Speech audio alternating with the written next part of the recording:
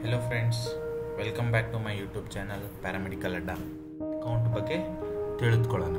So platelet ಯಾವ ಥರ development ಆಗುತ್ತೆ, ಅದರದ್ದು ಫಂಕ್ಷನ್ ಏನು, ಯಾವ ಥರ ಪ್ಲೇಟ್ಲೆಟ್ ಕೌಂಟನ್ನು ನಾವು ಮಾಡಬೇಕು ಅನ್ನೋದ್ರ ಬಗ್ಗೆ ಇವತ್ತಿನ ಈ ವಿಡಿಯೋದಲ್ಲಿ ತಿಳಿದುಕೊಳ್ಳೋಣ. ಸೊ ನಮ್ಮದು ರಕ್ತದಲ್ಲಿ ಯಾವಾಗಿದ್ರೂ 3 ಮೇನ್ ಸೆಲ್ಸ್ ನಾವು ನೋಡ್ತೀವಿ. ಒಂದು ಕೆಂಪು ರಕ್ತ ಕಣ, ಇನ್ನೊಂದು ಬಿಳಿ ರಕ್ತ ಕಣ, ಇನ್ನೊಂದು ಪ್ಲೇಟ್ಲೆಟ್ಸ್ಗೆ ನಾವು ಕಿರುತಟ್ಟೆಗಳು ಅಂತಲೂ ಕೂಡ ಕರಿತೀವಿ. ಸೊ ಯಾರಾದರೂ RBC ಅಥವಾ ಕೆಂಪು ರಕ್ತ ಕಣದ ಬಗ್ಗೆ ಯಾವ ಥರ ಕೌಂಟ್ ಮಾಡಬೇಕು ಅನ್ನೋದನ್ನು ತಿಳ್ಕೊಬೇಕು ಅಂತಂದರೆ ನಂದು ಈ ವಿಡಿಯೋನ ಹೋಗ್ಬಿಟ್ಟು ಚೆಕ್ಔಟ್ ಮಾಡಿ. ಓಕೆ, ಸೊ ಇವತ್ತಿನ ಈ ವಿಡಿಯೋದಲ್ಲಿ ನಾವು ಪ್ಲೇಟ್ಲೆಟ್ ಅಂದ್ರೇನು, ಪ್ಲೇಟ್ಲೆಟ್ದು ಫಂಕ್ಷನ್ನು, ಅದು ಯಾವ ಥರ ಪ್ರೊಡ್ಯೂಸ್ ಆಗುತ್ತೆ, ಆಮೇಲೆ ಯಾವ ಥರ ಅದನ್ನು ಡಿಟೆಕ್ಟ್ ಮಾಡಬೇಕು ಅನ್ನೋದ್ರ ಬಗ್ಗೆ ತಿಳಿದುಕೊಳ್ಳೋಣ. ಸೊ ಮೊದಲನೇದಾಗಿ ಪ್ಲೇಟ್ಲೆಟ್ಸ್, ಇದಕ್ಕೆ ಇನ್ನೊಂದು ಹೆಸರು ಥ್ರೋಂಬೋಸೈಟ್. ಕಿರುತಟ್ಟೆಗಳಿಗೆ ಇನ್ನೊಂದು ಹೆಸರು ನಾವು ಥ್ರೋಂಬೋಸೈಟ್ ಅಂತ ಕರಿತೀವಿ. ಥ್ರೋಂಬೋ ಅಂತ ಅಂದರೆ ಗ್ರೀಕ್ ಭಾಷೆ ಒಳಗಡೆ ಥ್ರೋಂಬೋ ಅಂದರೆ ಕ್ಲಾಟ್, ಅಂದರೆ ಹೆಪ್ಪಗಟ್ಟುವುದು, ಓಕೆ, ಗಟ್ಟಿಯಾಗೋದು. ಥ್ರೋಂಬೋ ಅಂತಂದರೆ ಕ್ಲಾಟ್. ಸೈಟ್ ಅಂತ ಅಂದರೆ ಸೆಲ್, ಓಕೆ. ಥ್ರೋಂಬೋಸೈಟ್ ಅಂತ ಅಂದರೆ ಕ್ಲಾಟ್ ಸೆಲ್ ಅಂತ ಅರ್ಥ. ಓಕೆ, ಏನಕ್ಕಪ್ಪ ಈ ಹೆಸರು ಬಂದಿದೆ ಅಂತ ಅಂದರೆ ನಮ್ಮ ಬಾಡಿ ಒಳಗಡೆ ಏನಾದರೂ ಕಟ್ಟಾದರೆ ಕ್ಲಾಟ್, ರಕ್ತ ಹೆಪ್ಪುಗಟ್ಟೋದಕ್ಕೆ ಮೇನ್ ಕಾರಣ ಬಂದ್ಬಿಟ್ಟು ಈ ಪ್ಲೇಟ್ಲೆಟ್ಸ್ ಇಂದಾನೆ ನಮ್ಮ ಬಾಡಿ ಒಳಗಡೆ ಎಲ್ಲಾದರೂ ನಮಗೆ ಕಟ್ಟಾಯಿತು, ರಕ್ತ ಏನಾದರೂ ಬರ್ತಾ ಇತ್ತಪ್ಪ ಅಂತಂದರೆ ಅವಾಗ ಕ್ಲಾಟ್ ಆಗೋದಕ್ಕೆ ಈ ಪ್ಲೇಟ್ಲೆಟ್ ಬಂದು ಹೆಲ್ಪ್ ಮಾಡುತ್ತೆ. ಸೊ ಈ ಪ್ಲೇಟ್ಲೆಟ್ಸ್ ಒಳಗಡೆ ನಾರ್ಮಲ್ ಸೆಲ್ಲಲ್ಲಿ ಏನೇನಿರುತ್ತೆ, ಲೈಕ್ ಗಾಲ್ಗಿ ಅಪರೇಟಸ್ ಆಗಿರ್ಬೋದು, ಎಂಡೋಪ್ಲಾಸ್ಮಿಕ್ ರೆಟಿಕ್ಯುಲಮ್ ಆಗಿರ್ಬೋದು, ಅಥವಾ ಪವರ್ ಹೌಸ್ ಅಂತ ಹೇಳಿರೋ ಮೈಟೋಕಾಂಡ್ರಿಯಾ ಆಗಿರ್ಬೋದು, ಅಥವಾ ಮೈಕ್ರೋಟ್ಯೂಬ್ಯೂಲ್ಸ್ ಆಗ್ಬೋದು, filaments, granules, glycogens, lysosomes, protein enzymes, hormonal substances, ಆಮೇಲೆ ಸೈಟೋಪ್ಲಾಸ್ಮಾ, ಇದೆಲ್ಲಾನು ಕೂಡ ಪ್ಲೇಟ್ಲೆಟ್ ಒಳಗಡೆ ಪ್ರೆಸೆಂಟ್ ಇರುತ್ತೆ. ಓಕೆ, ಸೊ ಈ ಪ್ಲೇಟ್ಲೆಟ್ ಸ್ಮಾಲ್ ಪಾರ್ಟಿಕಲ್ಸ್ ಅಲ್ಲಿ ಇರುತ್ತೆ, ಸ್ಮಾಲ್ ಸೈಜ್ ಅಲ್ಲಿ ಇರುತ್ತೆ. ಏನಪ್ಪ ಇದರದ್ದು ಸೈಜ್ ಅಂತ ಅಂದರೆ 2 to 4 ನ್ಯಾನೋಮೀಟರ್. ಓಕೆ, ಇದು ತುಂಬ ಸ್ಮಾಲ್ ಸೈಜಲ್ಲಿ ಕಾಣಿಸುವಂಥ ಬ್ಲಡ್ ಸೆಲ್ಸ್. ಓಕೆ, ಇದರದ್ದು ಶೇಪ್ ಬಂದ್ಬಿಟ್ಟು ಇದು ಸ್ಪೆರಿಕಲ್, ಅಂದರೆ ರೌಂಡ್ ಆದರೂ ಇರ್ಬೋದು, ಅಥವಾ ಓವಲ್ ಅಂದರೆ ಮೊಟ್ಟೆ ಆಕಾರದಲ್ಲಾದರೂ ಇದು ನಮಗೆ ಕಾಣಿಸ್ಬೋದು. Spherical or oval in shape. ಇದರದ್ದು ಕಲರ್ ಬಂದ್ಬಿಟ್ಟು ಇದು ಕಲರ್ಲೆಸ್, ಯಾವುದೇ ರೀತಿ ಕಲರ್ ಇಲ್ಲದೆ ಇರುವಂತಹ ಒಂದು ಸೆಲ್ಸ್ ಇರುತ್ತೆ, ಅಥವಾ ಯೆಲ್ಲೋವಿಶ್ ಕಲರಲ್ಲೂ ಕೂಡ ನಾವು ಈ ಪ್ಲೇಟ್ಲೆಟ್ಸನ್ನು ಐಡೆಂಟಿಫೈ ಮಾಡ್ಬೋದು. ಸೊ ಇದರದ್ದು ಪ್ರಾಪರ್ಟೀಸ್ ಅಥವಾ ಇದರದ್ದು ಗುಣಲಕ್ಷಣ ಏನಪ್ಪ ಅಂತ ಅಂದರೆ ಇದು ಈಸಿಯಾಗಿ ಕ್ಲಂಪ್ ಮಾಡೋದಕ್ಕೆ ಅಥವಾ ಕ್ಲಾಟ್ ಮಾಡೋದಕ್ಕೆ ಅಥವಾ ರಕ್ತ ಹೆಪ್ಪುಗಟ್ಟೋದಕ್ಕೆ ಹೆಲ್ಪ್ ಮಾಡುತ್ತೆ. ಆಮೇಲೆ ಇದು ನೀರಿನ ಜೊತೆಗೆ ನೀರು ಯಾವ ಥರ ಇರುತ್ತೆ ಅದಕ್ಕೆ ಇದು ಸ್ಟಿಕ್ ಆಗುತ್ತೆ, ಅಂದರೆ ಅಂಟ್ಕೊಳ್ಳೋದು. ಓಕೆ, ಆಮೇಲೆ ಇದರದ್ದು ಸರ್ಫೇಸ್ ಏನಿದೆ, ಈ ಸೆಲ್ಸ್ದು ಸರ್ಫೇಸ್ ಏನಿರುತ್ತೆ ಅದು ತುಂಬ ರಫ್ ಆಗಿರುತ್ತೆ, ಮತ್ತು ವೆಟ್ ಆಗಿರುತ್ತೆ, ಹಸಿಯಾಗಿರುತ್ತೆ, ಮತ್ತು ತುಂಬ ಬಿರುಸಾಗಿರುತ್ತೆ. ಓಕೆ, ಸೊ ಇದು ಇದರದ್ದು ಪ್ರಾಪರ್ಟೀಸ್. ಇವಾಗ ಇದರದ್ದು ಫಂಕ್ಷನ್, ಇದೇನು ಫಂಕ್ಷನ್ ಮಾಡುತ್ತೆ, ಪ್ಲೇಟ್ಲೆಟ್ ಏನು ಫಂಕ್ಷನ್ ಮಾಡುತ್ತಪ್ಪ ಅಂತಂದರೆ ಮೇನ್ಲಿ ಇದು ಬಂದುಬಿಟ್ಟು ಹಿಮೋಸ್ಟಾಸಿಸಲ್ಲಿ ಇದು ಹೆಲ್ಪ್ ಮಾಡುತ್ತೆ. ಅಂತ ಅಂದರೆ ಬ್ಲೀಡಿಂಗ್, ಲಾಂಗ್ ಟರ್ಮ್ ಏನಾದರೂ ಬ್ಲೀಡಿಂಗ್ ಆಗ್ತಿದ್ರೆ ಬಾಡಿ ಒಳಗಡೆ, ಇವಾಗ ಸಪೋಸ್ ಚಾಕುಯಿಂದ ಏನಾದರೂ ನಮ್ಮ ಬಾಡಿ ಕಟ್ಟಾಯಿತು, ಬ್ಲೇಡಿಂದ ಏನಾದರೂ ಕಟ್ಟಾಯಿತು, ಆ ಟೈಮ್ಗೆ ಬ್ಲೀಡಿಂಗ್ ಆಗ್ತಿರತ್ತಲ್ವ, ಆ ಬ್ಲೀಡಿಂಗ್ ಆಗಬೇಕಾದಾಗ ಬ್ಲಡ್ ವೆಸಲ್ಸ್ಗಳ ಜೊತೆಗೆ ಇದು ಬಂದುಬಿಟ್ಟು ಕ್ಲಾಟ್ ಆಗೋಕ್ಕೆ ಹೆಲ್ಪ್ ಮಾಡುತ್ತೆ. ಅದರ ಜೊತೆಗೆ clot formation. So it plays the important role in the formation of intrinsic prothrombin activator. Thrombin ಅನ್ನೋದು ಇವೇನಿದ್ದಾವೆ ಇವು ಕ್ಲಾಟಿಂಗ್ ಫ್ಯಾಕ್ಟರ್ಸ್, ಅಂದರೆ ರಕ್ತ ಹೆಪ್ಪುಗಟ್ಟೋದಕ್ಕೆ ಹೆಲ್ಪ್ ಮಾಡುವಂಥ ಒಂದು ತುಂಬ ಇಂಪಾರ್ಟೆಂಟ್ ಫ್ಯಾಕ್ಟರ್ಸ್ ಇದು.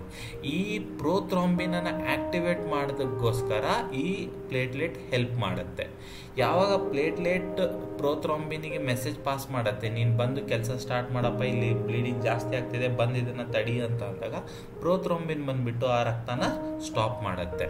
ಸೊ ಅದ್ರ ಜೊತೆಗೆ ರೋಲ್ ಇನ್ ಕಾಂಟ್ಯಾಕ್ಟ್ ರಿಟ್ರಾಕ್ಷನ್, ಹಂಗಂತ ಅಂದರೆ ಇದರದ್ದು ಪ್ರೋಟೀನ್ ಪಾರ್ಟನ್ನು ಇದನ್ನ ಮಾಡಿಬಿಟ್ಟು ಊಂಡನ್ನು ಹೀಲ್ ಮಾಡುತ್ತೆ, ಅಂದರೆ ಗಾಯನ ಮಾಸೋವರೆಗೂ ಕೂಡ ಈ ಪ್ಲೇಟ್ಲೆಟು ಹೆಲ್ಪ್ ಮಾಡುತ್ತೆ. ಅದ್ರ ಜೊತೆಗೆ ಬ್ಲಡ್ ವೆಸಲ್ಸ್ ಏನಾದರೂ ಇಂಜರ್ಡ್ ಆದಾಗ ಅದನ್ನು ರಿಪೇರಿ ಮಾಡೋದಾಗಿರ್ಬೋದು, ಅಥವಾ ಕ್ಯಾಪಿಲರಿ ಎಂಡೋಥೀಲಿಯಮನ್ನು ರಿಪೇರಿ ಮಾಡೋದಕ್ಕೋಸ್ಕರ ಈ ಒಂದು ಪ್ಲೇಟ್ಲೆಟ್ಸ್ ನಮಗೆ ಹೆಲ್ಪ್ ಮಾಡುತ್ತೆ. ಅದರ ಜೊತೆಗೆ ಇನ್ನೊಂದು, ಇದು ಡಿಫೆನ್ಸ್ ಮೆಕ್ಯಾನಿಸಮ್. ಹಂಗಂತ ಅಂದರೆ ಒಂಥರ ಇದು ಆರ್ಮಿ ಒಳಗಡೆ ಹೆಲ್ಪ್ ಮಾಡೋದು, ಆರ್ಮಿಗೆ ಇದು ಹೆಲ್ಪ್ ಮಾಡೋದು. ಯಾವ ಥರ ಅಗ್ಲೂಡಿನೇಷನ್ ಆಗೋದು, ಅಥವಾ ಪ್ಲೇಟ್ಲೆಟ್ ಫ್ಯಾಗೋಸೈಟ್ಸ್ ಆಗಿಬಿಟ್ಟು ಅಥವಾ ವೈರಸ್ ಅಥವಾ ಇಮ್ಯೂನ್ ಕಾಂಪ್ಲೆಕ್ಸ್ ಜೋಗಳ ಜೊತೆಗೆ ಬೈಂಡ್ ಆಗಿಬಿಟ್ಟು ಇಮ್ಯೂನ್ ಡಿಫೆನ್ಸ್ ಮೆಕ್ಯಾನಿಸಮ್ ಒಳಗಡೆನೂ ಕೂಡ ಈ ಪ್ಲೇಟ್ಲೆಟ್ಸು ವರ್ಕ್ ಮಾಡುತ್ತೆ. ಸೊ ಈ ಪ್ಲೇಟ್ಲೆಟ್ಸ್ದು ನಮ್ಮ ಬಾಡಿ ಒಳಗಡೆ ನಾರ್ಮಲ್ ರೇಂಜ್ ಏನಪ್ಪ ಅಂತ ಅಂದರೆ ನಾರ್ಮಲಿ 1.5 to 4.0 ಅಥವಾ 4.5 ಲ್ಯಾಕ್ ಕ್ಯೂಬಿಕ್ ವರೆಗೂ ಕೂಡ ಇದು ಪ್ರೆಸೆಂಟ್ ಇರುತ್ತೆ. ಓಕೆ, 1.5 to 4.5 ಆರ್ 4.0 ಲ್ಯಾಕ್ ಅಷ್ಟು ಕೌಂಟು ನಾರ್ಮಲ್ ರೇಂಜ್. ಅಂದರೆ ಇಷ್ಟರೊಳಗಡೆ ಇದ್ದರೆ ಪ್ಲೇಟ್ಲೆಟ್ಸ್ ಅದು ನಾರ್ಮಲ್. ಇಫ್ ಇನ್ ಕೇಸ್ 1.5ಗಿಂತ ಕಮ್ಮಿ ಇದ್ದರೆ ಅದು ಅಬ್ನಾರ್ಮಲ್. ಓಕೆ, ಅದು ಆ ಕಂಡೀಷನನ್ನು ನಾವು ಥ್ರೊಂಬೋಸೈಟೋಪೀನಿಯಾ ಅಂತ ಕರಿತೀವಿ. ಇಫ್ ಇನ್ ಕೇಸ್ 4.5 ಅಥವಾ 4.0ಗಿಂತ ಮೇಲೆ ಇತ್ತಪ್ಪ ಅಂತಂದರೆ ಅದು ಅಬ್ನಾರ್ಮಲ್, ಅದು ಇನ್ಕ್ರೀಸ್ ಸ್ಟೇಟ್. ಆ ಕಂಡೀಷನನ್ನು ನಾವು ಥ್ರೊಂಬೋಸೈಟೋಸಿಸ್ ಅಂತಾನು ಕರಿತೀವಿ. ಓಕೆ, ಯಾವಾಗ ಇದು ವೇರಿಯೇಷನ್ ಆಗ್ಬೋದಪ್ಪ ಅಂತಂದರೆ based on the age. If in case new Born baby ಇದೆ, ಇವಾಗ ಹುಟ್ಟಿರೋ ಕೂಸು, ಹಸಿಗೂಸು ಇದೆ ಅಪ್ಪ ಅಂತಂದರೆ ಅವ್ರದ್ರಲ್ಲಿ ಇದರದ್ದು ರೇಂಜು ಜಾಸ್ತಿ ಇರುತ್ತೆ. ಓಕೆ, ಆಮೇಲೆ based on the sex also ಇದು ಸ್ವಲ್ಪ ಡಿಫ್ರೆಂಟ್ ವೇರಿಯೇಷನ್ ಆಗುತ್ತೆ. ಲೈಕ್ ಫಿಮೇಲ್ಸಲ್ಲಿ ಕಮ್ಮಿ ಇರುತ್ತೆ ಯಾವಾಗಪ್ಪ ಅಂದರೆ ಅವ್ರಿಗೆ ಮೆನ್ಸುವಲ್ ಸೈಕಲ್ ಆಗಬೇಕಾದಾಗ. ಆಮೇಲೆ ಮೀಲ್ ಮೇಲೇನು ಇದು ಅಂದರೆ ನಮ್ಮ ಊಟದ ವಿಧಾನದ ಮೇಲೂ ಕೂಡ ಇದು ಒಂಚೂರು ವೇರಿಯೇಷನ್ ಆಗುತ್ತೆ. ಆಮೇಲೆ ಮಸ್ಕ್ಯುಲರ್ ನಮ್ದು ಎಕ್ಸಸೈಸ್ ಮಾಡೋದ್ರಿಂದನೂ ಕೂಡ ಇದು ಸ್ವಲ್ಪ ವೇರಿಯೇಷನಲ್ಲಿ ಇರುತ್ತೆ. ಸೊ ಇದೆಲ್ಲ physiological variations of the platelet. So platelet body ಒಳಗಡೆ ಯಾವ ಥರ ಫಾರ್ಮ್ ಆಗುತ್ತೆ. ಸೊ ನಾನು ಇದಕ್ಕಿಂತ ಮುಂಚೆನೂ RBC ಕೌಂಟ್ ಹೇಳಬೇಕಾದ್ರೂ ಕೂಡ ನಿಮ್ಗೆ ಹೇಳಿದ್ದೆ. RBCs ಪ್ರೊಡ್ಯೂಸ್ ಆಗಬೇಕಪ್ಪ ಅಂತಂದರೆ ಬೋನ್ ಮ್ಯಾರೋಯಿಂದ ಸ್ಟೀಮ್ ಸೆಲ್ಸ್ ಏನು ಪ್ರೊಡ್ಯೂಸ್ ಆಗುತ್ತೆ ಅದು ಮೈಲಾಯ್ಡ್ ಸೆಲ್ ಮತ್ತು ಲಿಂಫಾಯ್ಡ್ ಸ್ಟೀಮ್ ಸೆಲ್ ಆಗಿ ಫಸ್ಟು 2 ಡೈವರ್ಷನ್ ಆಗಿ ಹೋಗುತ್ತೆ. ಸೊ ಈ ಮೈಲಾಯ್ಡ್ ಸ್ಟೀಮ್ ಸೆಲ್ಸಿಂದ RBCಸು ಡೆವಲಪ್ ಆಗುತ್ತೆ. ಸೇಮ್ ದ ವೇ ಈ ಮೈಲಾಯ್ಡ್ ಸ್ಟೀಮ್ ಸೆಲ್ಸಿಂದ ಪ್ಲೇಟ್ಲೆಟ್ಸು ಡೆವಲಪ್ ಆಗುತ್ತೆ. ಸೊ ಮೈಲಾಯ್ಡ್ ಸ್ಟೀಮ್ ಸೆಲ್ಸ್ ಇರೋದು ಮೆಗಾ ಕಾರ್ಯೋಬ್ಲಾಸ್ಟ್ ಆಗಿ ಕನ್ವರ್ಟ್ ಆಗುತ್ತೆ. ಈ ಮೆಗಾ ಕಾರ್ಯೋಬ್ಲಾಸ್ಟ್ ಇರೋದು ಮೆಗಾ ಕಾರ್ಯೋಸೈಟ್ ಆಗಿ ಕನ್ವರ್ಟ್ ಆಗುತ್ತೆ. ಈ ಮೆಗಾ ಕಾರ್ಯೋಸೈಟ್ ಇರೋದು ನೆಕ್ಸ್ಟು ಪ್ಲೇಟ್ಲೆಟ್ಸ್ ಆಗಿ ಕನ್ವರ್ಟ್ ಆಗೋದು. ಸೊ ಇದರದ್ದು ಮೇನ್ ಫಾರ್ಮೇಷನ್ ಬಂದ್ಬಿಟ್ಟು ಬೋನ್ ಮ್ಯಾರೋ ಒಳಗಡೆ ಆಗುವಂಥದ್ದು. ಓಕೆ, ಸೊ ಈ ಸ್ಟೇಜಸ್ ಏನಪ್ಪ, megakaryoblast, promegakaryocyte ಮತ್ತು megakaryocyte, and then it get converted into or developed into platelet. So ಹಾಗಿದ್ರೆ ಮೆಗಾ ಕಾರ್ಯೋಬ್ಲಾಸ್ಟ್ ಅಂದ್ರೇನು? ಇದು ಅರ್ಲಿಯಸ್ಟ್ ಸ್ಟೇಜ್, ಅಂದರೆ first stage of the recognition of the cell. So ಇದರದ್ದು size ಬಂದ್ಬಿಟ್ಟು 20 to 30 mm ಅಷ್ಟಿರುತ್ತೆ. ಅಷ್ಟು ದೊಡ್ಡದಾಗಿರುವಂಥ ಸೆಲ್. ನಾರ್ಮಲ್ ಪ್ಲೇಟ್ಲೆಟ್ ಸೈಜ್ ಏನು 2 to 4 UM, ಬಟ್ ಇಲ್ಲಿ 20 to 300 mm ಅಷ್ಟು ಮೆಗಾ ಕಾರ್ಯೋಬ್ಲಾಸ್ಟ್ ಇದೆ. ಸೊ ಇದರದ್ದು ಸೈಟೋಪ್ಲಾಸ್ಮಾ ಏನಿದೆ ಅದು ಸ್ಮಾಲ್ ಬ್ಲೂ ಕಲರಲ್ಲಿರುತ್ತೆ. ನಾನ್ ಗ್ರ್ಯಾನ್ಯುಲ್ಸ್ ಅಂದರೆ ಒಳಗಡೆ ಯಾವುದೇ ರೀತಿ ಗ್ರ್ಯಾನ್ಯುಲ್ ಇರಲ್ಲ. ಬಟ್ ಈ ಮೆಗಾ ಕಾರ್ಯೋಬ್ಲಾಸ್ಟ್ ಒಳಗಡೆ ನ್ಯೂಕ್ಲಿಯಸ್ ಪ್ರೆಸೆಂಟ್ ಇರುತ್ತೆ. ಓಕೆ, ಬಟ್ ಪ್ಲೇಟ್ಲೆಟ್ ಒಳಗಡೆ ನ್ಯೂಕ್ಲಿಯಸ್ ಪ್ರೆಸೆಂಟ್ ಇರೋದಿಲ್ಲ. ಓಕೆ, ನ್ಯೂಕ್ಲಿಯಸ್ ಲಾರ್ಜ್ ಸೈಜಲ್ಲಿರುತ್ತೆ, ಕಿಡ್ನಿ ಶೇಪಲ್ಲಿ ಅಥವಾ ಮೊಟ್ಟೆ ಆಕಾರದಲ್ಲಿ ಈ ಒಂದು ನ್ಯೂಕ್ಲಿಯಸ್ ಪ್ರೆಸೆಂಟ್ ಇರುತ್ತೆ. ಯಾವುದರಲ್ಲಿ? ಮೆಗಾ ಕಾರ್ಯೋಬ್ಲಾಸ್ಟಲ್ಲಿ. ಮೆಗಾ ಕಾರ್ಯೋಬ್ಲಾಸ್ಟ್ ಡೆವಲಪ್ ಆಗಿಬಿಟ್ಟು ಕನ್ವರ್ಟ್ ಆಗೋದು ಪ್ರೋ ಮೆಗಾ ಕಾರ್ಯೋಸೈಟ್. ಈ ಪ್ರೋ ಮೆಗಾ ಕಾರ್ಯೋಸೈಟು ಡೆವಲಪ್ ಆಗಬೇಕಾದಾಗ ಇದರೊಳಗಡೆ ಇರುವಂಥ ನ್ಯೂಕ್ಲಿಯರ್ ಕ್ರೋಮ್ಯಾಟಿನ್ ಡೆವಲಪ್ ಆಗುತ್ತೆ. ಇದರೊಳಗಡೆ ನ್ಯೂಕ್ಲಿಯರ್ ಕ್ರೋಮ್ಯಾಟಿನ್ ರೆಪ್ಲಿಕೇಟ್ಸ್ ಆಗಿಬಿಟ್ಟು ಮಲ್ಟಿಪ್ಲೈ ಆಗುತ್ತೆ. 2, 3, 4 ಆ ಥರ 2. ಓಕೆ, ಸೊ ಲಾರ್ಜ್ ಸೆಲ್ ಏನಿರುತ್ತೆ ಅದು 32 ಸೆಲ್ ಡಿಪ್ಲಾಯ್ಡ್ ಸೆಲ್ ಆಗಿ ಅಥವಾ ನ್ಯೂಕ್ಲಿಯರ್ DNA ಫಾರ್ಮ್ ಮಾಡುತ್ತೆ. ಒಂದು cell 32 cell nuclear DNA form ಮಾಡುತ್ತೆ. ಸೊ ಈ ಪ್ರೋ ಮೆಗಾ ಕಾರ್ಯೋಸೈಟ್ ಇರೋದು ಮೆಗಾ ಕಾರ್ಯೋಸೈಟ್ ಆಗಿ ಕನ್ವರ್ಟ್ ಆಗುತ್ತೆ. ಓಕೆ, ಇಲ್ಲಿ ಮೆಗಾ ಕಾರ್ಯೋಸೈಟ್ ಇದೆ, ಆಮೇಲೆ first step megakaryoblast. Okay, confuse ಆಗಬೇಡಿ. ಸೊ ಈ ಮೆಗಾ ಕಾರ್ಯೋಸೈಟ್ ಏನಿದೆ ಇದರದ್ದು ಸೈಜ್ ಬಂದ್ಬಿಟ್ಟು 30 to 90 mm ಇನ್ ಡಯಾಮೀಟರ್. ಇದು ಅದಕ್ಕಿಂತ ಲಾರ್ಜ್ ಸೈಜಲ್ಲಿ ಬಂತು. ಓಕೆ, ಇದ್ರದ್ದು ನ್ಯೂಕ್ಲಿಯಸ್ಸು ಸಿಂಗಲ್ ಮಲ್ಟಿಲೋಡೆಡ್ ಆಗಿ ಇರುತ್ತೆ. Single nucleus with multilobed. ಮತ್ತು ಸೈಟೋಪ್ಲಾಸ್ಮಾ ಏನಿದೆ ಅದು ರೆಡ್ ಪರ್ಪಲ್ ಗ್ರ್ಯಾನ್ಯೂಲ್ಸ್ ಇದರೊಳಗಡೆ ಪ್ರೆಸೆಂಟ್ ಇರುತ್ತೆ. ಓಕೆ, ಆಮೇಲೆ 1 ಮೆಗಾ ಕಾರ್ಯೋಸೈಟಿಂದ minimum 4000 of platelets next produce ಆಗತ್ತೆ. 1 ಮೆಗಾ ಕಾರ್ಯೋಸೈಟಿಂದ 4000 ಪ್ಲೇಟ್ಲೆಟ್ಸು ಪ್ರೊಡ್ಯೂಸ್ ಆಗತ್ತೆ. ಓಕೆ, ಸೊ ಈ ಪ್ಲೇಟ್ಲೆಟ್ಸ್ದು ಲೈಫ್ ಸ್ಪ್ಯಾನ್ ಎಷ್ಟು ದಿನಪ್ಪ ಅಂತಂದರೆ 8ರಿಂದ 12 ದಿನ. 8ರಿಂದ 12 ದಿನ ಆದಮೇಲೆ ಆ್ಯಾವ್ರೇಜ್ 10 ಡೇಸ್ ಇಟ್ಕೊಂಡು ನಡೀರಿ. 10 ಡೇಸ್ ಅಥವಾ ಆ್ಯಾವ್ರೇಜ್ 12 ದಿನ ಆದಮೇಲೆ ಈ ಪ್ಲೇಟ್ಲೆಟ್ಸ್ ಗೆಟ್ ಡಿಸ್ಟ್ರಾಯ್. ಎಲ್ಲಿ ನಮ್ಮದು ಟಿಶ್ಯೂ ಒಳಗಡೆ ಮ್ಯಾಕ್ರೋಫೇಜ್ ಏನಿದೆ ಅಥವಾ ಸ್ಪ್ಲೀನ್ ಅಂತ ಏನು ಪಾರ್ಟ್ ಇದೆ, ಆ ಸ್ಪ್ಲೀನ್ ಒಳಗಡೆ ಹೋಗ್ಬಿಟ್ಟು ಈ ಪ್ಲೇಟ್ಲೆಟ್ಸು ಡಿಸ್ಟ್ರಾಯ್ ಆಗುತ್ತೆ. ಸೇಮ್ RBCs 120 ಡೇಸ್ ಆದಮೇಲೆ ಸ್ಪ್ಲೀನ್ಗೆ ಹೋಗ್ಬಿಟ್ಟು ಡಿಸ್ಟ್ರಾಯ್ ಆಗುತ್ತೆ. ಅದೇ ರೀತಿ ಇಲ್ಲೂ ಕೂಡ platelets after 12 days it get destroyed. So if in case splenomegaly ಅಂತ ಇದ್ದರೆ ಅದು ರೆಡ್ಯೂಸ್ ಪ್ಲೇಟ್ಲೆಟ್ ಕೌಂಟ್. ಆಮೇಲೆ ಸ್ಪ್ಲಿನೋಕ್ಟೊಮಿ ಅಂತ ಇದ್ದರೆ ಇನ್ಕ್ರೀಸ್ ಪ್ಲೇಟ್ಲೆಟ್ ಕೌಂಟ್. ಓಕೆ, ಅದಕ್ಕೆ ನಾವು ಇನ್ನೊಂದು ಹೆಸರು ಥ್ರೊಂಬೋಸೈಟೋಸಿಸ್ ಮತ್ತು ಥ್ರೊಂಬೋಸೈಟೋಪೀನಿಯಾ ಅಂತಲೂ ಕೂಡ ಕರಿತೀವಿ. ಸೊ ಇದಾಯಿತು ಇವಾಗ ಪ್ಲೇಟ್ಲೆಟ್ಸ್ದು ಫಂಕ್ಷನು, ಅದರದ್ದು ನಾರ್ಮಲ್ ರೇಂಜ್, ಅದು ಏನು ಫಂಕ್ಷನ್ ಮಾಡುತ್ತೆ, ಯಾವ ಥರ ಡೆವಲಪ್ಮೆಂಟ್ ಆಯಿತು ಅಂತ. ಬಟ್ ಪ್ಲೇಟ್ಲೆಟ್ನ ಯಾವ ಥರ ಕೌಂಟ್ ಮಾಡ್ತೀವಿ? ಈ ಕೌಂಟ್ ಮಾಡೋದಕ್ಕೆ ನಾವು ಇಲ್ಲಿ ಯೂಸ್ ಮಾಡೋದು ಹೀಮೋಸೈಟೋಮೀಟರ್. ನೆನ್ಪಿಟ್ಕೊಳ್ಳಿ, RBC WBC ಪ್ಲೇಟ್ಲೆಟ್ ಕೌಂಟ್ ಮಾಡೋದಕ್ಕೆ ನಾವು ಹೀಮೋಸೈಟೋಮೀಟರ್ ಅಥವಾ NCC ಚೇಂಬರನ್ನು ಯೂಸ್ ಮಾಡ್ತೀವಿ. ಸೊ ಈ NCC ಚೇಂಬರ್ ಅಥವಾ ಇಂಪ್ರೂವ್ಡ್ ನ್ಯೂಬಾರ್ಸ್ ಚೇಂಬರ್ ಅಥವಾ ಹೀಮೋಸೈಟೋಮೀಟರನ್ನು ಯೂಸ್ ಮಾಡಿಕೊಂಡು ನಾವು ಪ್ಲೇಟ್ಲೆಟ್ ಕೌಂಟನ್ನು ಮಾಡ್ತೀವಿ. ಯಾವಾಗ ಮಾಡ್ತೀವಪ್ಪ ಅಂತ ಅಂದರೆ increase platelet count during thrombocytosis due to the burns. ಏನಾದರೂ ನಮಗೆ ಸುಟ್ಟಿರೋ ಗಾಯ ಆದಾಗ, ನಮ್ಮದು ಬಾಡಿ ಒಳಗಡೆ ಏನಾದರೂ ನಾವು ಸುಟ್ಕೊಂಡ್ವಿಯಪ್ಪ ಅಂತ ಅಂದರೆ ಆವಾಗ ಪ್ಲೇಟ್ಲೆಟ್ ಕೌಂಟು ಹೈ ಆಗುತ್ತೆ. ಆಮೇಲೆ ಪಾಲಿಸೈಥೆಮಿಯಾ ಇದ್ದರೆ, ಹಂಗಂತ ಅಂದರೆ it is a bone marrow disease which is produce the RBCs in high quantity. ಜಾಸ್ತಿ RBCsನ ಪ್ರೊಡ್ಯೂಸ್ ಮಾಡೋದು ಕಂಡೀಷನ್ ಬೋನ್ ಮ್ಯಾರೋ ಡಿಸೀಸ್ಗೆ ನಾವು ಪಾಲಿಸೈಥೆಮಿಯಾ ಅಂತ ಕರಿತೀವಿ. ಆಮೇಲೆ ಏನಾದರೂ ಲ್ಯುಕೇಮಿಯಾ ಇದ್ದರೆ, ಆಮೇಲೆ ಯಾವುದಾದ್ರೂ ರೀತಿ ಸೈಟೋಪೀನಿಯಾ, ಇವಾಗ ಥ್ರೊಂಬೋಸೈಟೋಸಿಸ್ ಇದೆ, ಥ್ರೊಂಬೋಸೈಟೋಪೀನಿಯಾ ಈ ಕಂಡೀಷನ್ ಯಾವಾಗಿರತ್ತಪ್ಪ ಅಂತಂದರೆ ಬ್ಲೀಡಿಂಗ್, ಪ್ರೊಲಾಂಗ್ಡ್ ಏನಾದರೂ ಬ್ಲೀಡಿಂಗ್ ಆಗಿದ್ದರೆ ಅಥವಾ ಅನಿಮಿಯಾ ಇದ್ದರೆ ಅಥವಾ ವಿಟಮಿನ್ ಡಿಫಿಷಿಯನ್ಸಿ ಆದಾಗ ಥ್ರೊಂಬೋಸೈಟೋಪೀನಿಯಾ ಕಂಡೀಷನ್ ನಮಗೆ ಕಾಣಸಿಗತ್ತೆ. ಇವೆಲ್ಲ ಕಂಡೀಷನಲ್ಲಿ ನಾವು ಪ್ಲೇಟ್ಲೆಟ್ ಕೌಂಟನ್ನು ಮಾಡ್ತೀವಿ. ಸೊ ಆಲ್ರೆಡಿ ನಿಮ್ಗೆ ಹೇಳ್ದಂಗೆ ಇದರದ್ದು normal range 1.5 to 4.0 lac. Okay, so ಈ ಮೆಥಡ್ ಮಾಡೋದಕ್ಕೆ ಇದು ಐಡೆಂಟಿಫೈ ಮಾಡೋದಕ್ಕೆ ನಾವು ಹೀಮೋಸೈಟೋಮೀಟರನ್ನು ಯೂಸ್ ಮಾಡ್ತೀವಿ. ಅದಕ್ಕೆ ಇದನ್ನು ನಾವು ಹೀಮೋಸೈಟೋಮೆಟ್ರಿ ಮೆಥಡ್ ಅಂತಲೂ ಕರಿತೀವಿ. ಇದರದ್ದು ಪ್ರಿನ್ಸಿಪಲ್ ಏನಪ್ಪ ಅಂತ ಅಂದರೆ ಪ್ರೊಕೈನ್ ಹೈಡ್ರೋಕ್ಲೋರೈಡ್ ಡೈಲ್ಯೂಟಿಂಗ್ ಫ್ಲೂಯಿಡ್. ಅಂದರೆ ಯಾವುದೇ ಪ್ಲೇಟ್ಲೆಟ್ದು ಒಂದು ಡೈಲ್ಯೂಟಿಂಗ್ ಫ್ಲೂಯಿಡ್ ಪ್ರೆಸೆಂಟ್ ಇದೆ, ಆ ಡೈಲ್ಯೂಟಿಂಗ್ ಫ್ಲೂಯಿಡನ್ನು ನಾವು ಆ ರೆಡ್ ಬ್ಲಡ್ ಸೆಲ್ಸ್ಗಳ ಜೊತೆಗೆ ಅಥವಾ ಬ್ಲಡ್ ಸ್ಯಾಂಪಲ್ ಜೊತೆಗೆ ಡೈಲ್ಯೂಟ್ ಮಾಡಿದಾಗ, ಅದಾದಮೇಲೆ ಅದನ್ನು ನಾವು ಯಾವಾಗ ಮೈಕ್ರೋಸ್ಕೋಪಲ್ಲಿ ಅಬ್ಸರ್ವ್ ಮಾಡ್ತೀವಿ, ಅಬ್ಸರ್ವ್ ಮಾಡಿದಾಗ ನಮಗೆ ಈ ಕೌಂಟಿಂಗ್ ಚೇಂಬರಿಂದ ನಾವು ಪ್ಲೇಟ್ಲೆಟ್ಸನ್ನು ಕೌಂಟ್ ಮಾಡಬೇಕು. ಸೊ ಇದರದ್ದು ರಿಕ್ವೈರ್ಮೆಂಟ್ಸ್ ಬಂದ್ಬಿಟ್ಟು ಈ ಒಂದು ಪ್ರೊಸೀಜರ್ ಮಾಡೋದಕ್ಕೆ NCC ಚೇಂಬರ್ ಅಥವಾ ನ್ಯೂಬಾರ್ಸ್ ಚೇಂಬರ್ ಅಂತಲೂ ಇದನ್ನು ನಾವು ಕರಿತೀವಿ.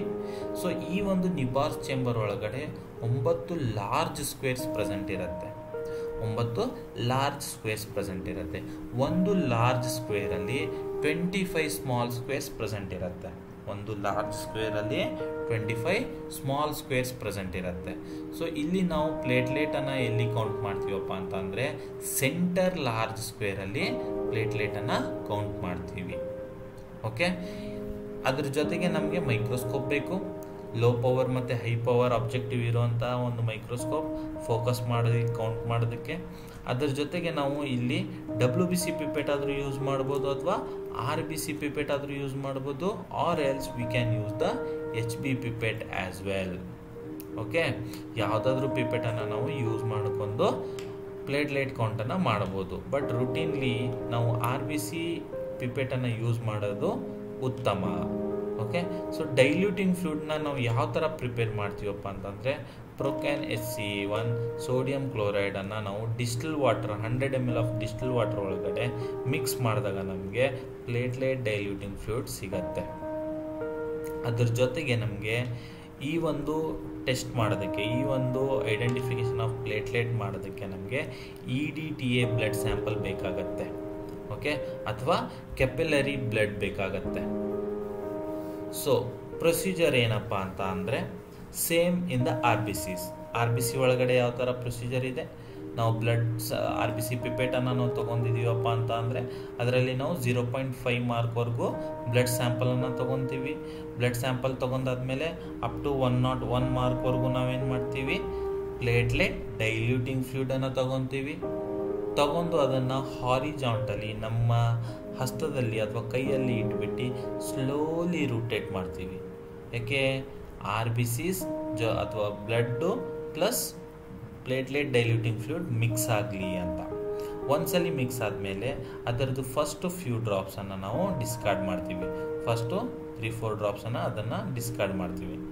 ಅದಾದಮೇಲೆ NCC ಚೇಂಬರನ್ನು ತೊಗೊಂಡ್ಬಿಟ್ಟು ಅದ್ರ ಮೇಲ್ಗಡೆಗೆ ಕವರ್ ಸ್ಲಿಪ್ಪನ್ನು ಇಟ್ಬಿಟ್ಟು ನಾವು NCC ಚೇಂಬರನ್ನು ಚಾರ್ಜ್ ಮಾಡ್ತೀವಿ. ಇವಾಗ NCC ಚೇಂಬರ್ ಚಾರ್ಜ್ ಮಾಡೋದು ಅಂದರೆ ಏನು, NCC ಚೇಂಬರ್ ಚಾರ್ಜ್ ಮಾಡೋದು ಅಂತ ಅಂದರೆ 1 ಡ್ರಾಪ್ ಈ ಪಿಪೇಟಲ್ಲಿ ಇರುವಂತಹ 1 ಡ್ರಾಪನ್ನು ನಾವು NCC ಚೇಂಬರ್ ಮೇಲೆ ಇಟ್ಟಾಗ ಅದು ಏರಿಯಾ ಏನಿದೆ ಅದು ರೂಲ್ಡ್ ಔಟ್ ಆಗುತ್ತೆ, ಅಥವಾ ಅದು ಸಕ್ ಮಾಡ್ಕೊಳ್ಳುತ್ತೆ, ಸ್ಪೆಸಿಮೆನನ್ನು ಸಕ್ ಮಾಡ್ಕೊಳ್ಳುತ್ತೆ ಅದ್ರ ಮೇಲೆ ಕವರ್ ಸ್ಲಿಪ್ ಹಾಕಿದಾಗ. ಸೊ ಆ ಒಂದು ಪ್ರೊಸೀಜರ್ಗೆ ನಾವು ಚಾರ್ಜಿಂಗ್ ದ NCC ಚೇಂಬರ್ ಅಂತ ಕರಿತೀವಿ. ಸೊ ಇದನ್ನು ಮಾಡಿದ್ಮೇಲೆ ನಾವು ಒಂದು 2 ಮಿನಿಟ್ಸ್ ವೇಟ್ ಮಾಡಬೇಕು. ಎಲ್ಲ ಸೆಲ್ಸ್ ಹೋಗ್ಬಿಟ್ಟು ಸೆಟ್ಲ್ ಆಗೋದಕ್ಕೆ, ಆ NCC ಚೇಂಬರ್ ಒಳಗಡೆ ಸೆಟ್ಲ್ ಆಗೋದಕ್ಕೆ ವೇಟ್ ಮಾಡಬೇಕು. ಒಂದ್ಸಲಿ 2 ಮಿನಿಟ್ಸ್ ವೇಟ್ ಮಾಡಿದ್ಮೇಲೆ ಸೆಲ್ಸ್ ಎಲ್ಲ ಸೆಟ್ಲ್ ಆಗಿದೆ ಅಂತ ಗೊತ್ತಾದ್ಮೇಲೆ ನಾವು ಫಸ್ಟು ಆ ಹಿಮೋಸೈಟೋಮೀಟರ್ ಅಥವಾ NCC ಚೇಂಬರನ್ನು ಮೈಕ್ರೋಸ್ಕೋಪಲ್ಲಿ ಇಟ್ಟು ಲೋ ಪವರಲ್ಲಿ ಫೋಕಸ್ ಮಾಡಬೇಕು. ಸೊ ಇಲ್ಲಿ ಪಿಕ್ಚರಲ್ಲಿ ನೀವು ಏನು ನೋಡ್ತಿದ್ದೀರಾ, ನಾವು ಲೋ ಪವರಲ್ಲಿ ಫೋಕಸ್ ಮಾಡಿದಾಗ 9 ಲಾರ್ಜ್ ಸ್ಕ್ವೇರ್ಸ್ ನಮಗೆ ಏನು ಕಾಣಿಸ್ತಿದೆ, ಈ W ಅಂತ ಬರ್ತಿರೋದು ಇದು WBC ಕೌಂಟ್ ಮಾಡೋದು. ಓಕೆ, ಈ ಸೆಂಟರಲ್ಲಿ P ಅಂತ ಏನು ಬರ್ತಿದ್ದಿದೆ ಈ ಒಂದು ಏರಿಯಾದಲ್ಲಿ ಅಂದರೆ RBCs ನಾವೆಲ್ಲಿ ಕೌಂಟ್ ಮಾಡ್ತೀವಿ, ಸೆಂಟರ್ ಲಾರ್ಜ್ ಸ್ಕ್ವೇರ್ಸ್ದು 4 corners and centre small square, ಈ ಒಂದು ಕಾರ್ನರ್ಸಲ್ಲಿ, ಈ ಒಂದು ಸ್ಕ್ವೇರ್ಸಲ್ಲಿ, ಈ ಒಂದು ಬಾಕ್ಸಸಲ್ಲಿ ನಾವು ಪ್ಲೇಟ್ಲೆಟ್ ಕೌಂಟನ್ನು ಮಾಡಬೇಕು. ಓಕೆ, ಒಂದ್ಸಲಿ ಪ್ಲೇಟ್ಲೆಟ್ ಕೌಂಟ್ ಎಷ್ಟಿದೆ ಅಂತ ನಾವು ಕೌಂಟ್ ಮಾಡಿದ್ಮೇಲೆ ಅದನ್ನು ರೆಕಾರ್ಡ್ ಮಾಡ್ಕೋಬೇಕು ಅಥವಾ ಬರೆದಿಟ್ಕೊಂಡಾದ್ಮೇಲೆ ಆ ವರ್ಕಿಂಗ್ ಏನಿದೆ ಆ ಏರಿಯಾನ ಫುಲ್ ಕ್ಲೀನ್ ಮಾಡ್ಕೊಂಡು ನಮ್ಮದು ಕ್ಯಾಲ್ಕುಲೇಷನನ್ನು ಮಾಡಬೇಕು ಬೈ ಯೂಸಿಂಗ್ ಅ ಫಾರ್ಮುಲಾ. ಏನು ಫಾರ್ಮುಲಾ ಕ್ಯಾಲ್ಕುಲೇಷನ್ ಮಾಡೋದಕ್ಕೆ, platelet equal to total number of cell counted, ನಾವು ಎಷ್ಟು ಸೆಲ್ಲನ್ನು ಕೌಂಟ್ ಮಾಡಿದ್ದೀವಿ ಆ ಒಂದು 5 ಕಾರ್ನರ್ಸಿಂದ 5 ಸ್ಕ್ವೇರ್ಸಿಂದ ಎಷ್ಟು ನಂಬರ್ ಆಫ್ ಸೆಲ್ಸನ್ನು ಕೌಂಟ್ ಮಾಡಿದ್ದೀವಿ into platelet divided by area counted into depth of the fluid. So ಇಲ್ಲಿ ಏರಿಯಾ ಕೌಂಟೆಡ್ ಅಂತ ಅಂದರೆ ಎಷ್ಟು, ನಾವೆಷ್ಟು ಏರಿಯಾ ಕೌಂಟ್ ಮಾಡಿದ್ದೀವಿ, 5 ಕಾರ್ನರ್ಸ್ ರೈಟ್, 5 ಸ್ಕ್ವೇರ್ಸ್ ಸ್ಮಾಲ್ ಸ್ಕ್ವೇರ್ಸನ್ನು ನಾವು ಕೌಂಟ್ ಮಾಡಿದ್ದೀವಿ. ಅದರದ್ದು ಡೆಪ್ತ್ ಎಷ್ಟು, 0.1, ಅದರದ್ದು ಡೆಪ್ತ್ ಬಂದುಬಿಟ್ಟು 0.1. ಓಕೆ, ಮೇಲ್ಗಡೆ ಪ್ಲೇಟ್ಲೆಟ್ದು ಡೈಲ್ಯೂಟಿಂಗ್ ಎಷ್ಟು ಮಾಡಿದ್ದೀವಿ ನಾವು, ಎಷ್ಟು ರೇಷಿಯೋ ಮಾಡಿದ್ದೀವಿ, 200 ಮಾಡಿದ್ದೀವಿ. ಓಕೆ, ಬಿಕಾಸ್ 0.5 ml 5ವರೆಗೂ ನಾವು ಬ್ಲಡ್ ತೊಗೊಂಡಿದ್ದೀವಿ. ಡೈಲ್ಯೂಟಿಂಗ್ ಫ್ಲೂಯಿಡನ್ನು ನಾವು 101ವರೆಗೂ ತೊಗೊಂಡಿದ್ದೀವಿ. ಅಂದರೆ the dilution is for 1:200. So the platelet dilution is 200. So total number of cell counted into 2000 cells per cubic mm. ಇದನ್ನು ಮಾಡಿದಾಗ ನಮಗೆ ಪ್ಲೇಟ್ಲೆಟ್ದು ಕೌಂಟು ಎಷ್ಟಿದೆ ಅಂತ ಗೊತ್ತಾಗತ್ತೆ. ಸೊ ಈ ಒಂದು ಪ್ರೊಸೀಜರ್ ಮಾಡೋದಕ್ಕೆ ಕೆಲವೊಂದು ಪ್ರಿಕಾಷನನ್ನು ನಾವು ತಗೊಳ್ಳೇಬೇಕು. ಅದೇನಪ್ಪ ಅಂತ ಅಂದರೆ ನಾವು ಪ್ಲೇಟ್ಲೆಟ್ ಕೌಂಟನ್ನು ಬ್ಲಡ್ ಕಲೆಕ್ಷನ್ ಮಾಡಿದ್ಮೇಲೆ ವಿದಿನ್ 2 hours ಮಾಡಬೇಕು. ಬ್ಲಡ್ ಕಲೆಕ್ಷನ್ ಮಾಡಿದ ಮೇಲೆ ವಿದಿನ್ 2 hours ಒಳಗಡೆ ನಾವು ಪ್ಲೇಟ್ಲೆಟ್ ಕೌಂಟನ್ನು ಮಾಡಬೇಕು without doing any kind of delay. Okay, platelets ತುಂಬ ಸೈಜಲ್ಲಿ ಚಿಕ್ಕದಿರೋದ್ರಿಂದ ಅದರದ್ದು ಅಗ್ಲೂಟಿನೇಟ್ ಮತ್ತು ಬ್ರೇಕಪ್ ಈಸಿಯಾಗಿ ಆಗೋದ್ರಿಂದ ಆದಷ್ಟು ಬೇಗ ನಾವು ದ ಗ್ಲಾಸ್ ವೇಸ್ ಅಥವಾ ದ ಡೈಲ್ಯೂಟಿಂಗ್ ಫ್ಲೂಯಿಡ್ ಪಾರ್ಟಿಕಲ್ಸ್ ನಾವೇನು ಯೂಸ್ ಮಾಡ್ತಿದ್ದೀವೋ ಅವನ್ನ ಆರ್ಡರ್ ವೈಸಲ್ಲಿ ನೀಟಾಗಿ ಅಕ್ಯುರೇಟ್ ಆಗಿರುವಂತಹ ಸಿಲಿಕಾನೈಸ್ಡ್ ಕ್ಲೀನ್ ಅಥವಾ ಡ್ರೈ ಸಿರಿಂಜನ್ನು ಯೂಸ್ ಮಾಡಿಕೊಂಡು ಮಾಡಬೇಕು. ಅದರ ಜೊತೆಗೆ ಕೌಂಟಿಂಗ್ ಚೇಂಬರನ್ನು ಕ್ಲೀನ್ ಮಾಡಿ ಡ್ರೈ ಮಾಡಿ ಮಾತ್ರ ಯೂಸ್ ಮಾಡಬೇಕು. ಅದಾದಮೇಲೆ ನಾವು ಡೈಲ್ಯೂಟಿಂಗ್ ಫ್ಲೂಯಿಡ್ ಏನು ತೊಗೊತಿರ್ತೀವಿ ಪಿಪೆಟ್ ಒಳಗಡೆ, ಆವಾಗ ನಾವು ಮೌತ್ ಪಿಪೆಟಿಂಗನ್ನು ಮಾಡಬಾರ್ದು. ಮೌತ್ ಪಿಪೆಟಿಂಗನ್ನು ಏನಕ್ಕೆ ಮಾಡಬಾರ್ದಪ್ಪ ಅಂತಂದರೆ the platelet diluting fluid might be a poisonous. ಯಾವಾಗ ನಾವು ಮೌತ್ ಪಿಪೆಟ್ ಬಾಯಲ್ಲಿ ಇಟ್ಕೊಂಡು ಅದನ್ನು ಎಳಿತೀವಿ, ಇಫ್ ಮಿಸ್ ಆಗಿ ಆಕ್ಸಿಡೆಂಟ್ಲಿ ಅದೇನಾದರೂ ನಾವು ಬಾಯಿಂದ ನುಂಗ್ಕೊಂಡ್ವಿ ಅಂತಂದರೆ ನಾಳೆ ದಿನ ನಮಗೆ ಸೀರಿಯಸ್ ಕಾನ್ಸಿಕ್ವೆನ್ಸಸ್ ಆಗೋ ಚಾನ್ಸಸ್ ಇರುತ್ತೆ. ಅದ್ರ ಜೊತೆಗೆ ನಾವು ಯಾವಾಗ NCC ಚೇಂಬರನ್ನು ಚಾರ್ಜ್ ಮಾಡ್ತಿರ್ತೀವಿ ಆ ಟೈಮಲ್ಲಿ ಯಾವುದೇ ರೀತಿಯಾಗಿರುವಂತಹ ಏರ್ ಬಬಲ್ ಬದ್ದ ರೀತಿ ಒಳಗಡೆ ನಾವು ಚಾರ್ಜ್ ಮಾಡಿ ಅಬ್ಸರ್ವ್ ಮಾಡಬೇಕು. ಆಮೇಲೆ ಯಾವಾಗಲೂ ಅಷ್ಟೇ ನಾವು ಕವರ್ ಸ್ಲಿಪ್ ಹಾಕಿಬಿಟ್ಟೆ ಅಬ್ಸರ್ವ್ ಮಾಡಬೇಕು in the microscope. So these are the precautions of the platelet methods. So ಈ ಒಂದು ವಿಡಿಯೋದಲ್ಲಿ ನಾವು platelet function, development, normal value ಯಾವ ಥರ ಇದು ಕೌಂಟ್ ಮಾಡಬೇಕು ಅನ್ನೋದನ್ನು ತಿಳಿದುಕೊಂಡಿದ್ದೀವಿ. ಸೊ ಈ ವಿಡಿಯೋ ನಿಮ್ಗೆ ಇಷ್ಟ ಆಗಿದೆ ಅಂತ ಅಂದ್ಕೊತೀನಿ. ನಿಮ್ಗೆ ಯಾರಿಗಾದ್ರೂ ಈ ಒಂದು ನೋಟ್ಸ್ ಬೇಕಪ್ಪ ಅಂತಂದರೆ ಕಮೆಂಟ್ ಬಾಕ್ಸಲ್ಲಿ ನನಗೆ ಕಮೆಂಟ್ ಮಾಡಿ. ಈ ಒಂದು ವಿಡಿಯೋ ಇಷ್ಟ ಆಗಿದ್ದರೆ ಲೈಕ್ ಮಾಡಿ, ಶೇರ್ ಮಾಡಿ, ಸಬ್ಸ್ಕ್ರೈಬ್ ಮಾಡಿ. Thank you.